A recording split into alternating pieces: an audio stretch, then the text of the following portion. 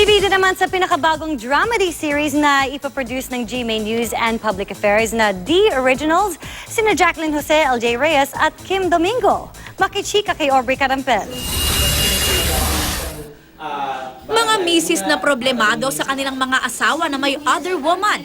Yan ang gagampan ng papel ni Jacqueline Jose, LJ Reyes at Kim Domingo sa bagong aabangang dramedy series sa GMA Afternoon Prime, ang The Originals. Isang experimental show ito na produce ng GMA News and Public Affairs na base sa mga pangyayari sa tunay na buhay.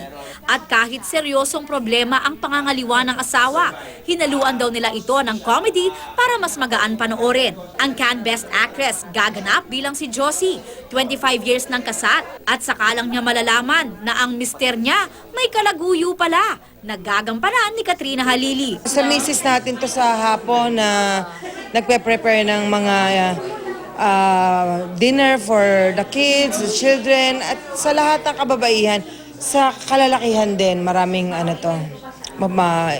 pupulot. Si LJ naman ng rakiterang si Marge na ang magiging karibal naman ay ang kanyang half-sister. Siya yung tipo ng babae na parang tanggap lang ng tanggap eh. Gusto niya na parang buo yung family niya, gusto niya na asikaso niya asawa niya, ganyan. Pero in the end, kailangan natin makita kung ano nga ba, give up ba siya or hindi.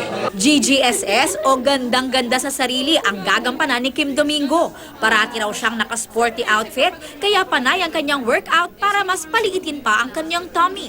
Pinaghahandaan ko talaga to. Dahil Zumba instructor ako dito, syempre kailangan fit na fit ako. Malayo naman sa ginampanan niyang role bilang si Agatha sa One Happy Love Story ang karakter ni Kim dahil siya na ang original wife sa The Originals. Yung asawa ko, alam ko na nambababae siya, pero tanggap ko. Parang ganun. Kasi nga very confident ako sa sarili ko. So yun. And then sa bandang huli, meron lang akong ikakagulat na nagkaroon siya ng kabet na parang na-threaten ako ng sobra. Aubrey Carampel, updated sa Showbiz Happenings.